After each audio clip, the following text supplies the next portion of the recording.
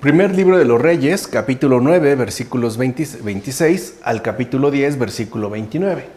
Además, el rey Salomón construyó una flota en Ezión-Geber, situada junto a Elat, en la costa del Mar Rojo, en el país de Edom. La reina de Sabá, al enterarse de la fama que Salomón tenía en nombre del Señor, vino para ponerlo a prueba con enigmas. Entró en Jerusalén con un espléndido séquito, camellos cargados de aromas, de gran cantidad de oro y de piedras preciosas. Se presentó a Salomón y le expuso todo lo que tenía pensado. Salomón respondió a todas sus preguntas. No hubo ninguna cuestión desconocida para el rey, ninguna que éste no resolviese. Cuando la reina de Sabá vio toda la sabiduría de Salomón, el edificio que había construido, los manjares de su mesa, las habitaciones de sus siervos, el porte de sus criados y sus indumentarias, así como sus bodegas y los holocaustos que ofrecía en el templo, se quedó sin aliento. Y dijo al rey: «Es verdad lo que he oído en mi tierra sobre ti y sobre tu sabiduría. No he dado crédito a esas noticias hasta que he venido y lo he visto con mis ojos, aunque ciertamente no estaba informada ni de la mitad. Sobrepasas en sabiduría y riquezas las noticias que había escuchado. Dichosas tus mujeres y dichosos tus siervos, que están siempre junto a ti y escuchan tu sabiduría. Bendito sea el Señor tu Dios, que se ha complacido en ti sentándote en el trono de Israel, en virtud del amor del Señor hacia Israel para siempre. Y te ha constituido rey para ejercer el derecho y la justicia». Ella regaló al rey 120 talentos de oro y gran cantidad de aromas y piedras preciosas. Nunca llegó tal cantidad de aromas como la que la reina de Sabá regaló al rey Salomón. El rey Salomón regaló a la reina de Sabá todo lo que ella quiso y pidió al rey, además de lo que él le dio como regalo personal. Después ella emprendió el regreso y volvió a su país acompañada de sus siervos. El peso del oro que cada año llegaba al rey Salomón era de 666 talentos de oro, sin contar el que procedía de los tributos de los recaudadores y del comercio de los mercaderes, así como de todos los reyes de Arabia y de los gobernadores del país. El rey Salomón sobrepasó a todos los reyes de la tierra en riquezas y sabiduría. Todo el mundo trataba de ver al rey Salomón para oír la sabiduría que Dios había infundido en su corazón. Salomón se encontró con la reina de Sabá. ¿Y qué fue lo que pasó? Él le ofreció la lámpara de la verdad, es decir, aquella sabiduría que él mismo apagó cuando se hizo pagano. Por el contrario, ella fue iluminada y se marchó, como afirma Efrén de Nisibi en el himno sobre la perla. Y es algo importante de tener en cuenta, porque, en efecto, ahí hay un intercambio. Y más allá de los bienes materiales que mutuamente se han ofrecido, hay algo fundamental que no podemos pasar por alto. Y es el hecho de que la reina de Sabá recibe de Salomón la lámpara de la verdad, es decir, la sabiduría venida de lo alto. Cosa que, por el contrario, si representó en ella un gran beneficio, en Salomón no, precisamente al momento de incurrir en delito, es decir, haciéndose pagano. Por eso ella se vio beneficiada, es decir, fue iluminada y se marchó. Mientras que Salomón después, echó a perder el don o el gran don que había recibido. Pues bien, la reina del sur vino desde los confines de la tierra a escuchar la sabiduría de Salomón y le llevó regalos. Con esto se simbolizó a la iglesia que llevaría al Señor los dones de la virtud y de la fe desde tierras muy lejanas, es decir, desde todos los confines de la tierra, como dice Beda en el comentario a los Hechos de los Apóstoles. O sea que esta reina del sur, que proviene de lugares muy lejanos, también sería figura de la iglesia, ya que es la iglesia la que iba finalmente a llevar a su Señor y Salvador los dones de virtud y de fe desde todas partes del mundo. Ahora bien, la reina de Sabá contempló la sabiduría y riqueza del rey Salomón y se llenó de admiración y asombro. Si nosotros no abrazamos con todo el corazón las riquezas de nuestro Señor, es decir, el mobiliario maravilloso de su palabra, la abundancia de sus enseñanzas y sobre todo, el pan de vida que nos ofrece a través de su carne y de su sangre, otros más vendrán y se quedarán con tan grandes dones. No despreciemos a Cristo Jesús, más bien imploremos su bondad en todo momento. Como afirma Orígenes en las homilías sobre el Evangelio de Lucas. Y en efecto es así. Es decir, no debemos despreciar a Cristo y más bien tenemos que recibir y en plenitud todos aquellos grandes dones que Él mismo nos ofrece, como el mobiliario maravilloso de su palabra, la abundancia de sus enseñanzas y sobre todo esa archiabundancia contenida en la Eucaristía. En Salomón se encontraban reunidas las dos grandes virtudes, es decir, la sabiduría y la justicia. Por eso todos querían ir a consultarlo. Reconoce pues el banquete del verdadero Salomón, aquel que es la misma sabiduría y la justicia hecha carne. ¿Y qué hemos de decir a sus servidores? Estos se caracterizan por escuchar la palabra de Dios y dar mucho fruto. Por eso van siempre bien vestidos, es decir, bien revestidos de múltiples virtudes. Ellos son el vivo testimonio de la abundancia y riqueza del Señor, como dice Ambrosio sobre los ministerios, algo que también es muy importante de tener en cuenta. Es decir, si nosotros servimos al Señor, en tanto servidores suyos, seremos ciertamente bien vestidos. Es decir, tendremos finalmente que revestirnos de múltiples virtudes, lo cual se manifestará como un vivo testimonio de la abundancia y riqueza del propio Señor Jesús. Es decir, también nosotros estamos llamados a participar de todos sus dones, ¿no? de la abundancia que Él posee y de la riqueza que nos transmite, tanto en sabiduría como en justicia y evidentemente en caridad. En efecto, ya sea en Oriente o en Occidente, vuestra forma de vida cristiana es para la gloria de Cristo. Nuestra forma de vida cristiana es la predicación más ilustre, algo que, no lo olvidemos, resultaba fundamental para los padres de la Iglesia. Es decir, la predicación no se reduce a un mero ejercicio discursivo, sino a un testimonio vivo a partir de nuestra propia existencia. Es decir, la verdadera predicación cristiana consiste en nuestra propia forma de vida. Así pues, con la ayuda del Señor, guardad la caridad, la humildad, la mansedumbre y la obediencia. Que nuestra vida entera sea una vida sin mancha. Que cada uno de nosotros sea templo vivo del Espíritu Santo, adornado con las piedras preciosas de las buenas obras y las oraciones.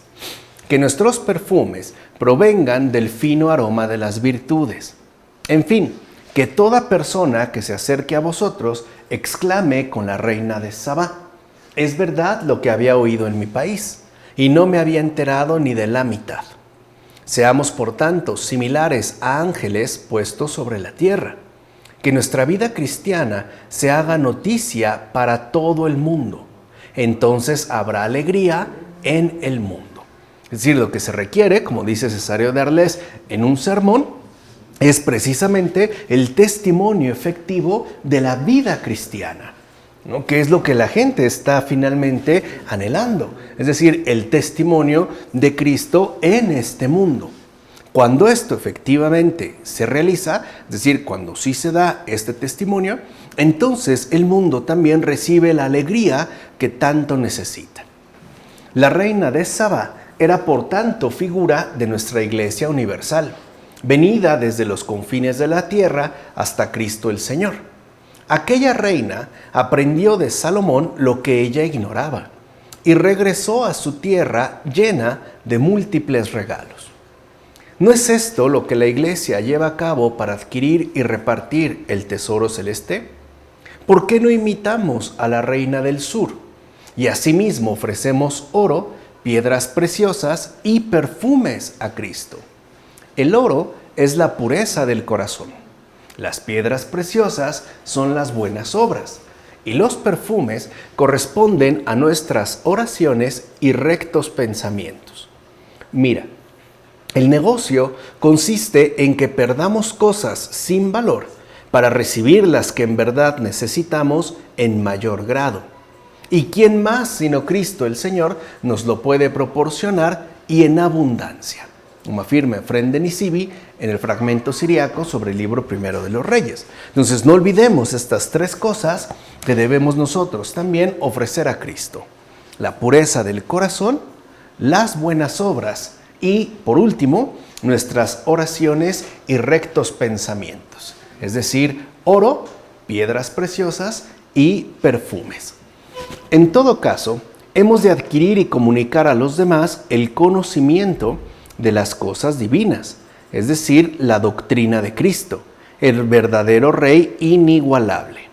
Vayamos pues al Señor e intercambiemos regalos, nuestras cosas insignificantes por sus inmensas riquezas, como afirma también Efrén de Nisibi en sobre el libro primero de los Reyes. Y este intercambio es fundamental para todos y cada uno de nosotros, porque aquello que en efecto podemos ofrecer al Señor, pues son cosas insignificantes. Y a cambio hemos de recibir de parte suya inmensas riquezas, como ocurre de hecho en el sacramento de la reconciliación.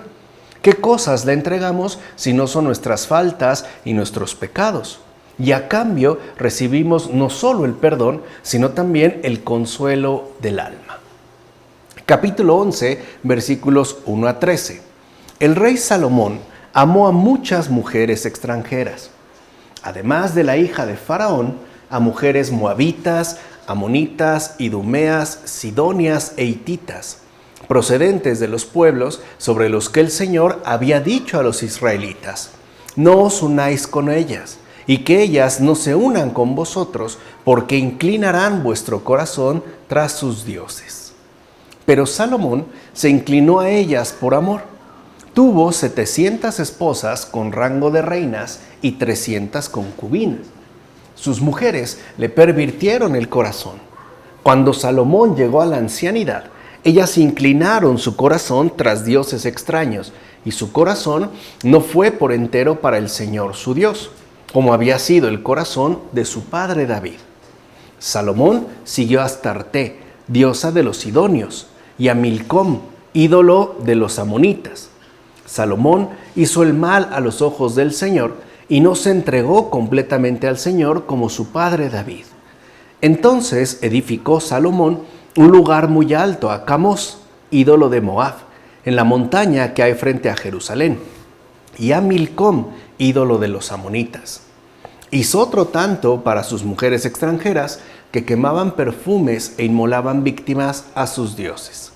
El Señor se irritó contra Salomón porque había apartado su corazón del Señor, Dios de Israel, que se le había aparecido 2 veces y le había ordenado precisamente esto: no ir de ningún modo tras dioses extraños. Pero él no guardó lo que le mandó el Señor. Entonces dijo el Señor a Salomón: por lo que has consentido, sin guardar mi alianza ni los preceptos que te ordené, te retiraré el reinado y se lo daré a un siervo tuyo. Pero, en atención a tu padre David, no lo haré en tus días, sino que lo retiraré de manos de tu hijo. Sin embargo, no le retiraré todo el reino. Dejaré una tribu a tu hijo en atención a mi siervo David y a Jerusalén, la ciudad que elegí. El pecado de Salomón tiene 4 razones. En primer lugar, sus muchas esposas eran una injuria manifiesta contra la religión, pues había conducido a su pueblo a la superstición que antes había rechazado. Además, aceptó tener varias esposas en contra del mandato de la ley. En tercer lugar, las amó, sí, pero llevado por ello a la perdición. Y en cuarto lugar, porque finalmente arribó a la apostasía del culto verdadero debido a Dios. Por otra parte, lo que aumenta la culpa de Salomón no solo fue el hecho cometido, sino el ejemplo dado a los demás. Recuerden que este es un aspecto que los padres suelen destacar bastante. O sea, el que seamos conscientes que nuestra propia experiencia de vida tiene una influencia directa en muchos otros, lo cual agrava la culpabilidad. Por ejemplo, lo hecho por Salomón no es algo que solo remita a él en solitario, sino que él, siendo el rey y por ende puesto como ejemplo para todos, al incurrir en ese pecado, pues también los arrastre por un mal camino. Es decir, él mismo se corrompió e indujo a muchos otros a seguir el mismo camino de perdición, como afirma Efrén de Nisibien sobre el libro primero de los Reyes, algo que sigue siendo verdadero para nuestros tiempos y de hecho para cualquier tiempo. No somos pues seres aislados, sino que estamos vinculados unos a otros. Y cuando uno de nosotros se corrompe, cae e incurre al pecado, no irá solo, sino que en efecto va a inducir a muchos otros a que le sigan por ese camino que finalmente conduce a la perdición. O sea, tenemos una especie de responsabilidad comunitaria, ¿no? Nuestra vida no es algo que se dé aisladamente, sino que siempre remite a una gran comunión de muchas otras personas. De ahí pues que antes de incurrir en pecado, pensemos en aquellas otras personas que se verán seriamente perjudicadas por nuestros propios actos. Ciertamente en Salomón, la pasión de paso, es decir, como huésped, ciertamente en Salomón, la pasión no fue de paso, es decir, como huésped, sino que dominó su corazón por completo. Es decir, como una reina que se adueña de todo el territorio. Y esto es algo importante también de distinguir. Hay pasiones que en efecto son pasajeras, o sea que pueden hacer acto de aparición, más o menos hospedarse en el corazón humano y después, ¿no?, se marchan, ya sea por el combate que presentamos o por la gracia que Dios también nos concede.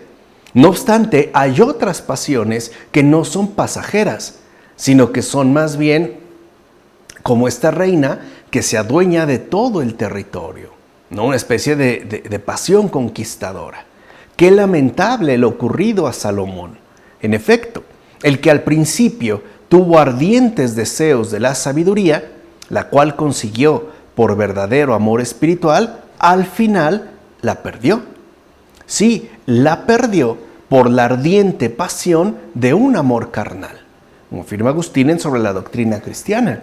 Es decir, al principio Salomón se muestra muy ferviente en términos espirituales. No obstante, este gran don recibido de la sabiduría la termina perdiendo porque ahora su pasión ya no remite a lo celeste, sino a lo meramente terrenal, es decir, al amor carnal. Prefirió, por decirlo de alguna manera, a la criatura, incluso multiplicada, ¿no?, sus muchas esposas, al Dios único y verdadero. Por eso también nosotros debemos velar para que nuestro deseo, ciertamente celestial, no se denigre en un amor meramente carnal, es decir, en un amor mundano. Que no cambiemos, pues, ¿no?, la bienaventuranza celeste por la satisfacción mundana. Así pues, Dios prometió que algo de carácter eterno brotaría de la estirpe de David. Pues bien, Salomón nació, Dios lo hizo sabio y finalmente murió corrompido. No obstante, esto mismo abrió la esperanza en Cristo. En efecto, ¿quién no ha defraudado, así sea mínimamente, a Dios? ¿Quién ha sido en verdad irreprochable ante Él? ¿Quién perseveró hasta el final cumpliendo en todo la voluntad divina? ¿Quién no ha violado alguna vez la alianza con Dios? El Señor promete y cumple. Por eso la promesa se le retiró a David y a Salomón, para que no esperases en ellos el cumplimiento. Con la caída de Salomón, el Señor te dice: espera lo que prometí, que nuestra esperanza no decaiga, ya que el Señor siempre nos reanima. Y eso es algo también importante de tener en cuenta. Suele ser frecuente en nuestra experiencia de vida espiritual que nuestra esperanza decaiga. Suele ser algo ciertamente más o menos frecuente. No obstante, cuando esto ocurre, debemos entender lo que el Señor realiza. Es decir, si nuestra esperanza decae, el Señor no deja que nos hundamos, sino que sale a nuestro encuentro y nos busca reanimar, nos busca devolver el ánimo. Por ejemplo, a través de decir, espera lo que prometí. Salomón cayó, pero mi promesa no se ha esfumado. Espera lo que prometí. Tú, Señor, lo has prometido y lo has cumplido. En efecto, no hiciste desaparecer a tu Cristo, sino que primero lo retrasaste, luego lo diferiste y finalmente lo encumbraste, como dice Agustín en las narraciones sobre los Salmos. Algo muy importante de tener en cuenta. Recordemos esto, el Señor siempre nos reanima. Por eso, si nuestra esperanza está decaída o bastante decaída, volvamos de nuevo al Señor para que reanime nuestro corazón y nos fortalezca en la espera paciente. El problema con Salomón es que no convirtió a sus esposas, como sí había hecho su padre David. Vean cómo estos matices en el ámbito bíblico son fundamentales. ¿O no la Escritura misma nos dice que el hombre y la mujer deben ser uno solo? Es decir, un solo cuerpo, tal y como se afirma en Génesis. O sea, entre ambos, entre hombre y mujer, debe haber unión hacia el bien. Y eso es precisamente lo que los consolida como uno solo, es decir, como una sola carne, y no hacia el mal. Entonces, el problema con Salomón no es tanto el número de esposas que tuvo, o sea, no es una cuestión numérica. El problema con Salomón es que no las convirtió a su fidelidad a Dios. Es decir, en lugar de llevarlas, ¿no?, hacia el conocimiento y culto debido a Dios, se dejó corromper y por ende desviar al mal, ¿no? Aquí estaría un problema pues bastante delicado. Entonces, no olvidemos que entre ambos, es decir, entre hombre y mujer, debe haber siempre unión hacia el bien, no hacia el mal, como afirma Isodá de Merf en el comentario al libro primero de los Reyes. ¿Y nosotros qué? Es decir, ¿qué tanto nos dejamos herir por las pasiones y el pecado? ¿Cómo anda, pues, nuestra convivencia con la infidelidad? ¿Acaso se ha apropiado de nuestro corazón como hiciera con Salomón? La infidelidad conduce a la idolatría. La infidelidad enferma el corazón humano y por ende conduce al quebranto de la fe, que es precisamente lo que vemos en el caso de Salomón. Comienza por una infidelidad que se transforma en una enfermedad del corazón y finalmente termina en el quebranto de la fe. Es decir, eso es lo que buscan las pasiones, quebrantar nuestra fe, comenzando por algo que a lo mejor puede pasar incluso desapercibido. Mira a Salomón, las pasiones hicieron que enfermara su corazón y por ende se quebrantó su fidelidad al Señor, como afirma Efrén de Nisibi en el comentario al Diatésaron, ¿no? Cosa que ya también nosotros estudiamos al abordar la terapéutica de las enfermedades espirituales. O sea, la gravedad de las pasiones no solo consiste en la enfermedad, la corrupción que provocan en nuestro corazón, o sea, en nuestra más íntima esencia. No, esa es una parte. Pero lo verdaderamente grave de las pasiones es que cuando crecen y ciertamente nos dominan, terminan finalmente llevándonos a la infidelidad y por ende al quebranto de la fidelidad debida al Señor. En eso consiste la verdadera y profunda gravedad de las pasiones. Por eso nosotros queremos la salud, no la enfermedad. No obstante, la misericordia de Dios y de su Espíritu obró de manera admirable para que todo lo bueno que fuera dicho por Salomón se atribuyera a Dios y el pecado cometido a su propia debilidad. Ahora bien, ¿qué de extraño hay que en el seno mismo del pueblo de Dios cayera Salomón? ¿No cayó Adán en el paraíso? ¿No cayó el ángel del cielo y se hizo demonio? De aquí aprendemos a no poner la esperanza en uno mismo, como dice Agustín en las narraciones sobre los salmos. O sea, al final, como dijimos, ¿quién se ha mantenido irreprochable ante Dios? Solo Cristo, nadie más. Nadie. Bueno, y la Virgen María, por supuesto. Pero esto nos enseña que por muy grande que sea una persona o muy favorecida que se vea por los dones recibidos de Dios, no por ello está excluida de caer, de incurrir en pecado, incluso de llegar a la infidelidad. Esto nos deja, pues, una gran enseñanza. Tenemos que aprender a no poner la esperanza en nosotros mismos, que ni siquiera somos capaces de mantenernos en pie. Nuestra esperanza, nuestra confianza pertenecen a Dios y por ende a Él es que están dirigidas. En todo caso, sucedió que Salomón fue atrapado en el mismo lazo que su padre David. En efecto, por complacer a mujeres, se apartó del Dios paterno. Qué gran daño produce el dejarse dominar por el mero deleite. No olvides que la concupiscencia nos arrebata lo más importante, como dice Juan Crisóstomo en la exhortación a Teodoro Caído. Y aquí ya no nos detenemos mucho porque ya lo sabemos a partir del estudio de la terapéutica de las enfermedades espirituales.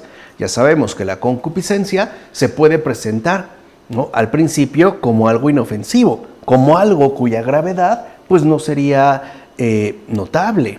No obstante, lo que sí vemos es que precisamente por su apariencia de no peligrosidad, es que le damos cabida y finalmente termina quitándonos lo más importante.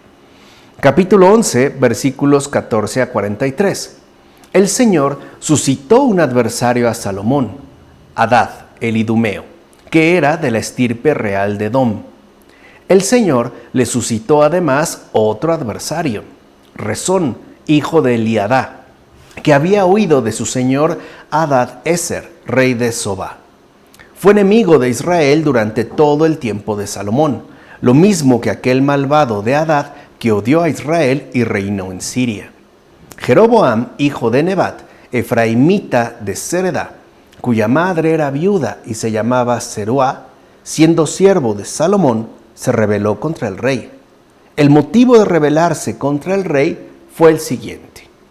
Salomón estaba construyendo el Miló y rellenando el desnivel de la ciudad de su padre David. Jeroboam era fuerte y vigoroso. Salomón, viendo que el joven era trabajador, lo nombró inspector de toda la prestación de la casa de José. Por aquel entonces Jeroboam salió de Jerusalén y el profeta Agías de Silo se lo encontró por el camino. Este vestía un manto nuevo y los dos estaban solos en el campo. Agías se quitó el manto nuevo que llevaba y lo rasgó en 12 trozos. Entonces dijo a Jeroboam: toma 10 trozos, pues así dice el Señor, Dios de Israel: voy a desgarrar el reino de la mano de Salomón y te daré a ti 10 tribus. Él conservará una tribu en atención a mi siervo David y a Jerusalén, la ciudad que elegí entre todas las tribus de Israel. Porque ellas me abandonaron y adoraron a Astarte, diosa de los sidonios, a Camós, dios de Moab, y a Milcom, dios de los amonitas. Y no siguieron mis caminos, practicando lo que es justo a mis ojos, ni mis leyes, ni mis normas, como su padre David. Pero no quitaré de sus manos todo el reino, sino que a él lo mantendré como príncipe todos los días de su vida, en atención a mi siervo David, al que elegí, que guardó mis mandatos y preceptos. Quitaré el reinado de manos de su hijo, y te lo daré a ti sobre 10 tribus. A su hijo le daré una tribu, para que mi siervo David tenga siempre ante mí una lámpara en Jerusalén, la ciudad que escogí para poner allí mi nombre. Te aceptaré a ti y reinarás en todo lo que desees. Serás rey sobre Israel. Si obedeces todo lo que te ordene, caminas mis sendas y practicas lo que es justo a mis ojos, guardando mis leyes y mis mandamientos como lo hizo mi siervo David, yo estaré contigo. Estableceré firmemente tu casa, como establecí la de David, y te entregaré a Israel. De esta forma humillaré a la descendencia de David, aunque no para siempre. Salomón intentó matar a Jeroboam, pero Jeroboam se dio a la fuga y huyó a Egipto, junto con Sisac, rey de Egipto, donde permaneció hasta la muerte de Salomón. El resto de las hazañas de Salomón, todo lo que hizo y su sabiduría, ¿no está escrito en el libro de los Hechos de Salomón? El tiempo que Salomón reinó en Jerusalén sobre todo Israel fue de 40 años. Después, Salomón descansó con sus padres y fue enterrado en la ciudad de su padre David. Tras él, reinó su hijo Roboam. El enemigo nada puede contra nosotros si Dios no se lo permite. En efecto, nada puede el maligno si Dios no se lo concede. Ahora bien, ten en cuenta lo siguiente: al maligno se le da poder contra nosotros según nuestros pecados. Observa a Salomón. Se aparta de los preceptos y de los caminos del Señor y de inmediato se le suscita un adversario. Dicho adversario, Hadad, el edomita, es símbolo de Satanás. Por eso no hemos de apartarnos de los caminos del Señor, como afirma Cipriano en Sobre la Oración Dominical. Es decir, si nosotros nos apartamos de los preceptos, de los caminos, de la voluntad divina, de inmediato aparecerá ante nosotros el adversario, justamente por habernos apartado de los caminos del Señor. Ahora bien, observa también la clemencia de Dios. Él sabía muy bien que Jeroboam era un hombre perverso, pero Dios le había designado como rey. Con esto quería demostrar Dios que en lo que de él depende, no niega sus dones, ya que de hecho tales dones son repartidos entre todos los seres humanos. En todo caso, son los mismos seres humanos los que los rechazan deliberadamente, como afirma Isodá de Merf en el comentario al libro primero de los Reyes. Es decir, el Señor ya sabía que Jeroboam era un hombre perverso. No obstante, tiene confianza en que se mantenga fiel a las ordenanzas que Dios mismo le está mencionando. Es decir, Dios sí confía en nosotros y sabe precisamente de lo que somos capaces, no solamente en relación al mal, sino también al bien. Así pues, por eso es que el Señor no niega sus dones, porque siempre tiene esa esperanza puesta en nosotros de que optemos libremente por el buen camino, es decir, que le escuchemos y le hagamos caso. Por otra parte, en Cristo está contenido el misterio de unidad, es decir, el vínculo de concordia inquebrantable. En efecto, el verdadero evangelio ni se divide ni se desgarra. ¿O no fue por eso que los soldados romanos dijeron al tener la túnica de Cristo: no la rompamos, sino echemos suertes a ver a quién le toca? Así en el Evangelio de Juan. Jesucristo trajo pues la unidad. Y esta unidad no puede ser destruida por quien la recibe en posesión, ya que lo obtenido es algo sólido e indisoluble. Así pues, no puede poseer la vestidura de Cristo quien rompe y divide la iglesia de Cristo. Eso es algo fundamental. No puede poseer la vestidura de Cristo quien rompe y divide la iglesia de Cristo. Por más que se diga cristiano, no lo es. No está verdaderamente revestido de Cristo, porque no es un verdadero cooperador de la unidad. Aun cuando lo haga, por ejemplo, en nombre de un celo encendido o de un fervor religioso, no lo es. Repito, no puede poseer la vestidura de Cristo quien rompe y divide la iglesia de Cristo. Fíjate pues en lo siguiente: cuando a la muerte de Salomón se divide su reino y su pueblo, el profeta Ahías, saliendo al encuentro del rey Jeroboam, rasgó su manto en 12 jirones como símbolo de lo que iba a suceder. En efecto, el pueblo se dividió en 12 tribus. cosa que no puede ocurrir con el pueblo de Cristo, ya que su túnica, tejida de una sola pieza, no es dividida por los que en verdad la poseen, sino por los que no la poseen, es decir, por aquellos que no son verdaderamente cristianos. Así pues, indivisa, unida y conexa, muestra la túnica de Cristo la sólida concordia de nuestro pueblo, es decir, de los que nos hemos revestido de Cristo. La iglesia es, por tanto, la unidad de Cristo, como afirma Cipriano sobre la unidad de la iglesia. En todo caso, la luz que viene de lo alto no es ni demasiado llamativa ni demasiado evidente. Por eso el profeta Agías recuerda que David, el siervo de Dios, no carecerá de una lámpara, la cual hace referencia a esa pequeña parte del reino que, aunque reducida, será como el sol delante de Dios. Pues bien, muchos son los reyes en esta tierra, pero pocos los que en verdad alumbran el mundo según la luz que viene de lo alto, como afirma Isoda de Merv en el comentario al libro primero de los Reyes, algo que ya nos volvió a recordar Benedicto XVI, al decirnos que efectivamente, ¿no?, son pocos los que alumbran el mundo según la luz de la verdad, o sea, según la luz que viene de lo alto.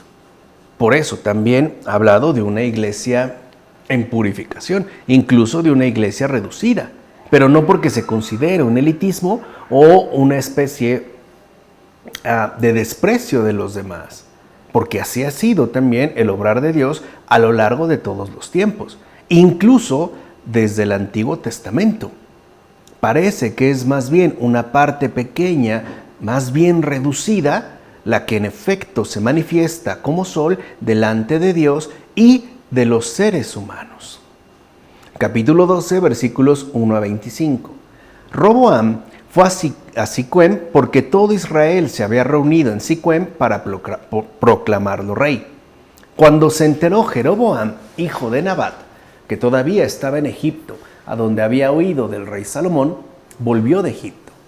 Se le mandó llamar, y Jeroboam vino con toda la asamblea de Israel y habló a Roboam diciendo: Tu padre nos impuso un duro yugo.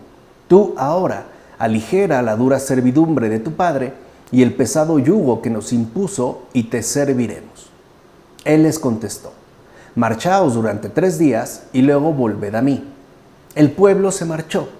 El rey Roboam consultó a los ancianos que habían aconsejado a su padre Salomón mientras vivía, diciendo: ¿Qué respuesta me aconsejáis que dé a este pueblo? Le contestaron: Si hoy te pones a disposición de este pueblo y le sirves, le respondes y le hablas con buenas palabras, estará siempre a tu servicio. Pero él rechazó el consejo que le habían dado los ancianos y consultó a jóvenes que se habían educado con él y que le aconsejaban. Les preguntó: ¿Qué respuesta me aconsejáis que dé a este pueblo? Porque me han hablado diciendo: Aligera el yugo que puso tu padre sobre nosotros. Los jóvenes que se habían educado junto a él le contestaron: Así dirás a este pueblo que te habló diciendo: Tu padre hizo pesado nuestro yugo, tú alivianoslo. Así les responderás: Mi dedo meñique es más recio que la cintura de mi padre. Si mi padre os impuso un yugo pesado, yo os lo aumentaré. Mi padre os castigaba con látigos, pero yo os castigaré con escorpiones. A los 3 días, Jeroboam volvió con todo el pueblo ante Roboam, tal como el rey les había dicho: Volved a mí el 3er día. El rey respondió al pueblo con dureza, rechazando el consejo que le habían dado los ancianos, y les habló según el consejo de los jóvenes. El rey no escuchó al pueblo, porque así estaba dispuesto por el Señor para que se cumpliera la palabra que había pronunciado el Señor por medio de Agías de Silo acerca de Jeroboam, hijo de Nebat. Cuando todo Israel vio que el rey no les hacía caso, el pueblo respondió al rey diciendo: ¿Qué tenemos en común con David? ¿Qué heredamos con el hijo de Jesé? A tus tiendas, Israel. Preocúpate ahora de tu casa, David. E Israel se fue a sus tiendas. Roboam reinó sobre los israelitas que habitaban en las regiones de Judá. El rey Roboam envió a Adoniram, que estaba al frente del reclutamiento, pero todo Israel le tiró piedras y murió. Entonces el rey Roboam tuvo que darse prisa en subir a su carro y huir a Jerusalén. Israel se separó de la casa de David hasta el día de hoy. Cuando todo Israel se enteró de que había vuelto Jeroboam, enviaron a llamarle ante la asamblea y lo proclamaron rey sobre todo Israel. Nadie siguió a la casa de David excepto la tribu de Judá, ella sola. Roboam llegó a Jerusalén y reunió a toda la tribu de Judá y a la tribu de Benjamín, 180,000 guerreros escogidos para luchar contra la casa de Israel y restaurar la realeza de Roboam, hijo de Salomón. Pero entonces la palabra del Señor llegó a Semaías, un hombre de Dios, diciéndole: Di a Roboam, hijo de Salomón, rey de Judá, y a toda la casa de Judá y Benjamín, y al resto del pueblo. Así dice el Señor: no subáis ni peleéis con vuestros hermanos israelitas, que cada uno vuelva a su casa, pues esto ha sucedido por disposición mía. Ellos obedecieron la palabra del Señor y se volvieron según la palabra del Señor. Jeroboam fortificó Siquem en la montaña de Efraín y residió allí. Después salió de Siquem y fortificó Penuel. Por lo regular, las personas no solo se engríen a causa de la abundancia, sino también por la dignidad que reciben. Qué fácil es caer en las trampas de la vanagloria y su falsa irrealidad. De este tipo era aquel hijo de Salomón, joven en años, y todavía más joven e inmaduro con respecto a la prudencia. En efecto, debido a su insensatez, destruyó su propio reino. Era pues un hombre insolente, carente de madurez y buen juicio, como afirma Basilio de Cesarea en Sobre la humildad. En efecto, Roboam, hijo de Salomón, despreció el consejo saludable de los ancianos y asintió al que le fuera dado por sus jóvenes acompañantes. ¿Acaso no obró con entera libertad y según su parecer? ¿Y qué fue lo que consiguió? Que se le quitaran 10 tribus y que a Jeroboam se le proclamara rey. Esto se cumplió por voluntad humana, pero la disposición fue de Dios, como afirma Agustín en De la Gracia y el Libre Albedrío. Y aquí está también expresado, de cierta manera, ese profundo misterio que corresponde a la interacción de la gracia y de nuestro propio libre albedrío. Roboam actuó de manera plenamente libre.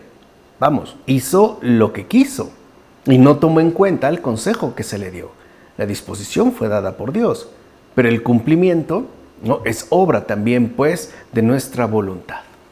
Mira, la justicia siempre restituye, mientras que la injusticia siempre destituye. ¿Qué le pasó a Roboam, hijo de Salomón? ¿Qué le pasó, por no haber obrado según la justicia requerida? Pues que fue destituido por el pueblo entero. En efecto, el pueblo lo abandonó y apenas pudo conservar 2 tribus, y eso en consideración a David, como afirma Ambrosio en Sobre los Ministerios. En todo caso, en tiempos de Roboam, el pueblo fue dividido en un reino de 10 tribus bajo el mando de Jeroboam y en uno de 2 bajo Roboam. Los sometidos a Jeroboam fueron llamados Israel, mientras los otros 2 se llamaron Judá. Y esta división se ha mantenido hasta el día de hoy. No se anuncia ya con ello la separación dada entre el espíritu y la carne, como afirma Orígenes en las homilías sobre Jeremías, es decir, entre la ley y el evangelio, al menos en su cumplimiento y en su evidente disposición. Capítulo 12, versículos 26 a 33. Jeroboam se decía para sus adentros: ahora el reinado podría volver a la casa de David. Si este pueblo sube a ofrecer sacrificios al templo del Señor en Jerusalén y su corazón se vuelve hacia su señor Roboam, rey de Judá, me matarán y se volverán con Roboam, rey de Judá. Entonces decidió fabricar 2 becerros de oro y dijo al pueblo: ya habéis subido bastante a Jerusalén. Israel, aquí están tus dioses que te sacaron del país de Egipto. Colocó a uno en Betel y al otro lo llevó a Dan. Y esto fue causa de pecado, pues el pueblo iba ante el uno y ante el otro hasta Dan. Después construyó un santuario en los lugares altos y designó sacerdotes de entre cualquiera del pueblo, sin que fuesen de la tribu de Leví. Jeroboam instituyó una fiesta el día 15 del mes octavo, como la que se celebraba en Judá, y subió al altar. Así lo hizo en Betel para ofrecer víctimas a los becerros que había fabricado. Y en Betel también designó sacerdotes en los lugares altos que había erigido. El día 15 del mes octavo, mes que había elegido a su capricho, subió al altar que había construido en Betel y celebró una fiesta con Israel. Subió al altar y quemó incienso. Jeroboam solamente buscó acabar con cualquier posibilidad de paz y de reconciliación. En efecto, él introdujo una discordia mucho mayor con lo que hizo en Betel al tratarse directamente del culto a Dios. De hecho, no solo persuadió a los suyos para que abandonaran los ritos de los judíos, sino que los incitó a que tomaran la religión de los egipcios. En efecto, los antiguos ídolos fueron nuevamente adorados, y con ellos se introdujo de nuevo la vieja frase: aquí están tus dioses, como dice Efrén de Nisibi en sobre el libro primero de los Reyes. Es decir, vemos que en el caso de Jeroboam, ¿no?, está el incremento de la discordia y de una separación total, al grado de que en efecto lo hecho por él implica una ruptura con el culto debido a Dios, por medio ya de introducir los antiguos ídolos y promover su adoración. Jeroboam tenía pues un espíritu perverso y por eso sedujo a todo su pueblo. De hecho, lo engañó con nefasta impiedad. No obstante, Dios no dejó por ello de reprender por medio de sus profetas no solo al rey, sino también a sus sucesores, imitadores de su impiedad, y a todo el resto del pueblo. Allí, en efecto, no lo olvidemos, vivieron los grandes profetas Elías y Eliseo, como dice Agustín, en la ciudad de Dios.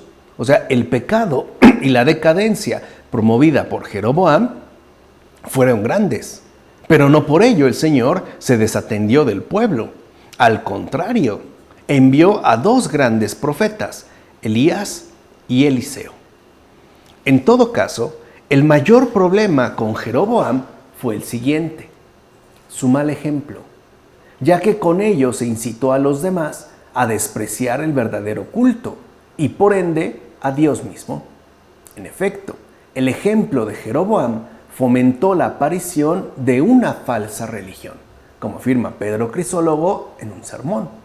Y aquí vuelve a aparecer ese aspecto que antes habíamos mencionado, es decir, el peso que le dan los padres de la iglesia al ejemplo dado a los demás, en particular al mal ejemplo, ya que el mal ejemplo, especialmente de aquellos que tienen una posición, ¿no?, relevante, pues traerá una serie de consecuencias verdaderamente graves. Por ejemplo, en el caso de Jeroboam, el conducir al pueblo no solo a despreciar el verdadero culto, o sea, no es una cuestión meramente formal, no es que se renunciara al culto exclusivo en el templo de Jerusalén, o sea, no es atentar en una cuestión, en una simple formalidad, sino que en todo caso, al despreciar el verdadero culto, se termina despreciando a Dios mismo, ¿no? Y Jeroboam incluso es explícito al respecto: Israel, aquí están tus dioses.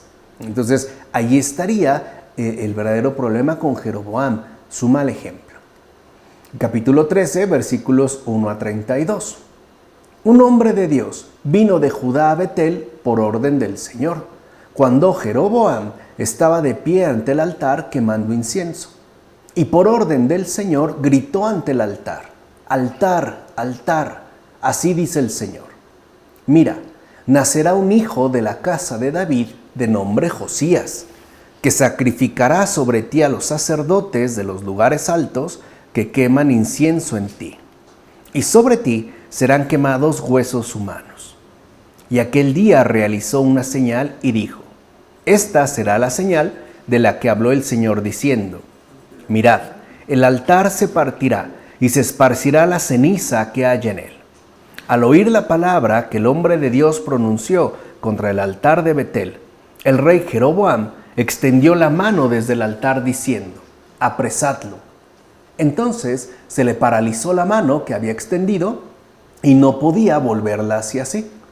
El altar se partió y la ceniza se esparció desde el altar según la señal que había anunciado el hombre de Dios por orden del Señor. El rey dijo entonces al hombre de Dios: «Aplaca, por favor, el rostro del Señor, tu Dios.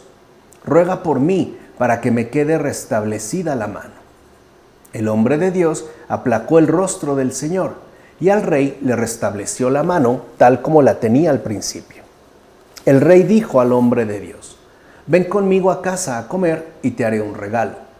Respondió al rey el hombre de Dios: «Aunque me des la mitad de tu casa, no iré contigo, ni comeré pan, ni beberé agua en este lugar. Porque así se me ha mandado por orden del Señor. No comas pan, ni bebas agua, ni vuelvas por el camino que viniste». Y se marchó por otro camino, sin volver por el mismo camino por el que vino a Betel. Residía en Betel un profeta anciano, y sus hijos le contaron todo lo que ese día había sucedido al hombre de Dios en Betel. Le repitieron a su padre las palabras que había dirigido al rey, y su padre les preguntó: «¿Qué camino ha tomado?». Sus hijos le mostraron el camino que había tomado el hombre de Dios venido de Judá. Él les dijo a sus hijos: «Aparejadme el asno». Le aparejaron el asno y montó sobre él. Fue tras el hombre de Dios que había venido de Judá y lo encontró sentado debajo de un terebinto. Y le preguntó: «¿Eres tú el hombre de Dios que ha venido de Judá?». Este respondió: «Yo soy». Le dijo entonces: «Ven conmigo a casa a comer pan». Aquel contestó: «No puedo volver contigo, ni acompañarte, ni comer pan, ni beber agua contigo en este lugar. Porque se me ha dicho por orden del Señor: allí no comerás pan, ni beberás agua, ni volverás por el camino que viniste». Entonces le dijo: «También yo soy un profeta como tú. Un ángel me ha hablado por orden del Señor diciendo: hazlo volver contigo a tu casa y que coma pan y beba agua». Lo engañó. Y aquel volvió con él, y comió pan y bebió agua en su casa. Cuando estaban sentados a la mesa, le llegó la palabra del Señor al profeta que le había hecho volver, y éste dijo al hombre de Dios que había venido de Judá: «Así dice el Señor: porque te has rebelado contra la orden del Señor, y no has guardado el mandato que te dio el Señor tu Dios, ya que te has vuelto y has comido pan y bebido agua en el lugar en el que se te dijo que no comieras pan ni bebieras agua, tu cadáver no bajará al sepulcro de tus padres». Después de comer pan y de beber, el profeta que le había hecho volver le aparejó el asno. Él se marchó, y entonces un león le salió al encuentro en el camino y lo mató. Su cadáver quedó tendido en el camino, mientras el asno permanecía junto a él y el león junto al cadáver. Entonces algunos hombres que pasaban vieron el cadáver tendido en el camino y al león que estaba junto al cadáver. Fueron y lo contaron en la ciudad en la que vivía el anciano profeta.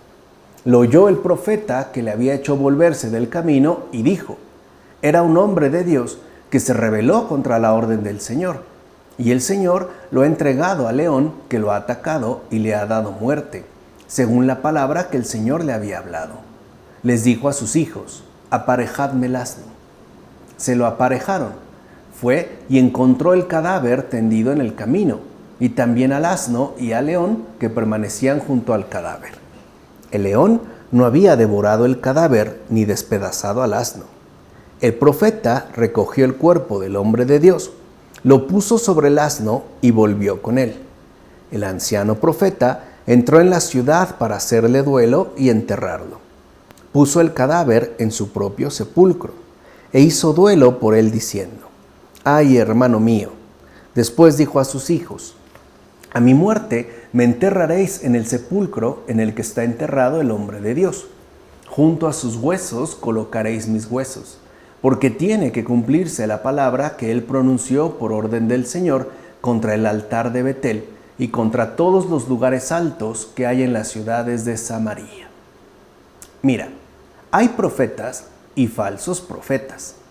Estos últimos engañan y seducen a la gente, pues son enemigos de Dios, como afirma Isoda de Merf en el comentario al libro primero de los Reyes. Pidámosle al Señor el discernimiento de saber cuándo se trata de un verdadero profeta y cuándo de falsos profetas. Los hay profetas y hay falsos profetas. Estos últimos, repetimos, engañan y seducen a la gente, porque de fondo son enemigos de Dios. Por otra parte, es verdad que Dios ama las obras de justicia, pero no hay nada más agradable para Él que un alma obediente.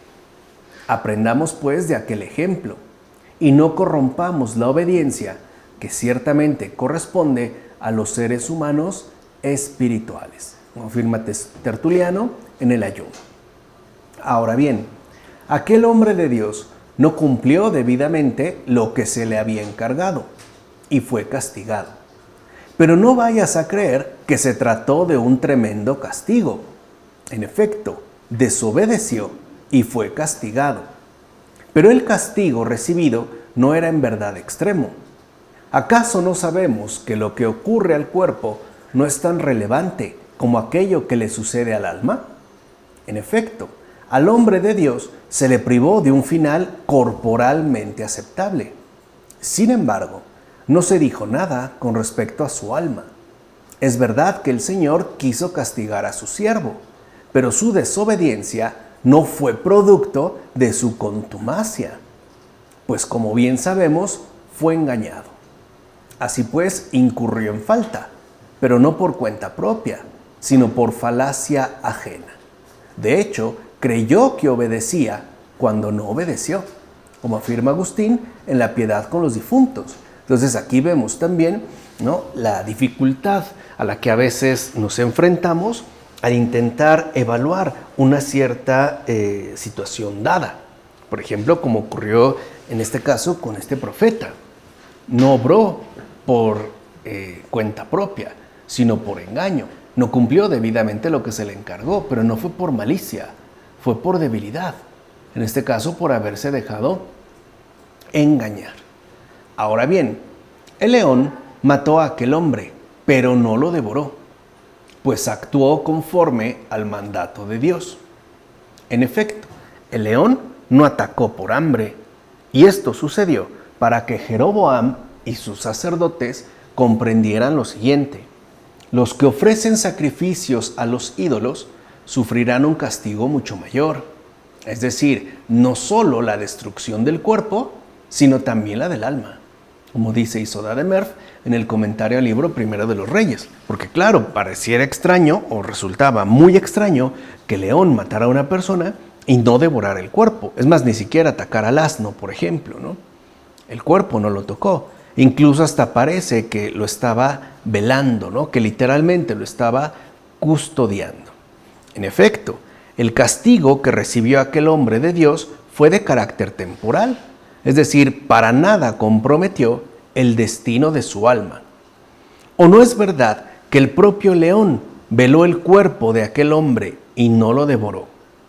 Así pues, este hombre de Dios fue corregido temporalmente con la muerte, más bien que castigado después de la muerte. Entonces recuerden que hay un antes y hay un después. Por lo regular, lo que suele suceder antes de la muerte es una corrección temporal y está vista, o digamos, está dada en función del porvenir que nos espera después de la muerte, o sea, para el bien del alma, pues, que es justo lo que aquí ocurrió. La muerte que padece este hombre de Dios es de hecho una corrección temporal, que solamente se manifiesta en una muerte que implica un final corporalmente no agradable, pero no es algo que comprometa necesariamente su alma. No olvides, por tanto, que el juicio del Señor lo abarca todo, es decir, tanto el cuerpo como el alma, como afirma Agustín en La Piedad con los difuntos, algo que también en estos tiempos deberíamos tomarnos muy en serio, porque a veces pareciera que solo le dejamos a Dios al alma, ¿no? Como si se desatendiera del cuerpo, y no es verdad. También el juicio sobre el cuerpo corresponde al Señor, lo mismo que el juicio sobre el alma. Por eso está escrito que aunque el hombre justo tenga una muerte imprevista y prematura, no será privado de su justicia. Así en el libro de la sabiduría. En efecto, los santos, por ejemplo, ¿qué daño sufren con una muerte cruel? No puede darse el caso de que haya en ellos alguna culpa, aunque sea leve, de la que tienen que ser purificados justo a través de la muerte corporal. Por esta razón, suele suceder que los réprobos reciben el poder contra los vivos. Pero a su muerte, los réprobos serán castigados más cruelmente. Aquel león mató al hombre de Dios por su desobediencia, pero no lo tocó una vez muerto, ya que ese profeta se había hecho culpable en vida, no culpable después de su muerte. Mira, el león quitó la vida a un pecador, pero inmediatamente vigiló y custodió el cuerpo de un hombre justo, como afirma Gregorio Magno en los Diálogos. Es decir, sí hay una corrección temporal antes de, pero lo cual no le quita la dignidad de ser un verdadero hombre de Dios, o sea, un hombre justo. Y esto se pone de manifiesto en el momento en el que el león literalmente vela y custodia el cuerpo, es decir, no lo devora. Sabemos que incluso los cuerpos de los santos han sido entregados a Satanás o sometidos a enfermedades. Esto se debe incluso a faltas realmente insignificantes. Esto es así por lo siguiente. En su divina clemencia, Dios no quiere encontrar en ellos el gran día del juicio, ni el menor defecto, ni la más leve mancha. Así no tendrán ya necesidad de alguna otra purificación y por ende podrán disfrutar ya de la eterna bienaventuranza. Entonces, ¿en qué está pensando Dios? No solo en nuestra salvación, sino en una salvación no diferida. Es decir, que no quede algo todavía por purificar en ese gran día del juicio. Que estemos pues en las condiciones perfectas para disfrutar ya de la eterna bienaventuranza. ¿Comprendes ahora lo sucedido a aquel profeta? Él desobedeció, pero no lo hizo por mala voluntad, ya que fue seducido por otro. Falló pues, pero con su muerte pagó su falta. Dios le dio un castigo temporal para resarcir el pecado cometido y al mismo tiempo preservó su alma con justicia, como dice Juan Casiano en las Colaciones. De fondo, con este pasaje se nos ofrece una alegoría de la vida futura. ¿Qué es pues lo que en verdad esperamos? ¿Que nuestro cuerpo no sufra daño alguno o que nuestra alma esté en condiciones de la vida futura? ¿Qué es lo que esperamos? ¿El descanso corporal o la paz del alma incluso después de la muerte? Cristo nos espera en la paz de la vida eterna y por eso nos sepulta con Él por el bautismo. Pero el diablo está acechando y busca siempre engañarnos, es decir, confundirnos, incluso trastornar nuestro juicio para que, al vernos privados de la verdad, ¿no?, nos irritemos y nos rebelemos contra la bondad misma, es decir, contra Dios, como dice Efrén de Nisibi en Sobre el Libro Primero de los Reyes. En todo caso, y ya con eso terminamos el día de hoy, aquel que engañó y sedujo mató su propia alma, y por eso hace referencia no a la sepultura de su cuerpo, sino a la sepultura de sus huesos. En efecto, los que engañan y mienten no descansarán en paz. No tendrán pues ni cuerpo ni alma para la dicha eterna. Serán como un montón de huesos secos que no pueden recibir ya el descanso eterno, como afirma Agustín en La Piedad con los difuntos. Y fíjense en esto, que es bastante interesante. Vemos como en el caso del profeta hay una manifestación visible de su corrección, es decir, su muerte corporal, mientras que al que le engañó y que de hecho cometió, ¿no?, un pecado muchísimo más grave, parece que efectivamente nada le sucede. Parece que nada le ocurrió, que todo siguió como si nada. Y no fue así, ya que en efecto, al acabar con su propia alma, no tiene ya opción para la bienaventuranza, y menos al tratarse de un profeta. Será pues como un montón de huesos que no pueden ya recibir el descanso eterno. Así pues, meditemos en el suceder de los acontecimientos y pidámosle al Señor que nos conceda su luz para que no nos veamos confundidos por las tinieblas. Vamos a dejarla hasta aquí. En nombre del Padre, del Hijo, del Espíritu Santo. Amén.